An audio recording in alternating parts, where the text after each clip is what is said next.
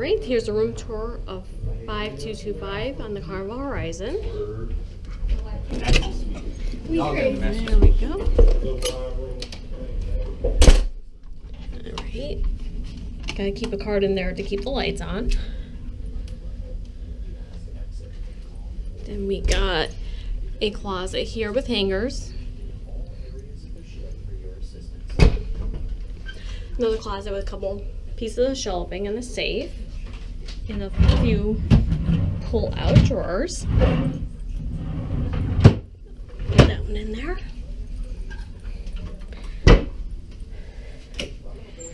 Then we got the bathroom, just your normal standard Carnival bathroom. And it does come with some Havana, because we're staying in the Havana room, amenities like your shower gel, body lotion, like that. Me. Alright. And basically the room with the bed, little desk area,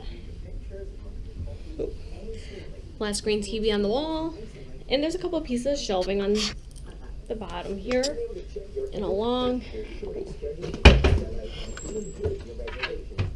with a refrigerator.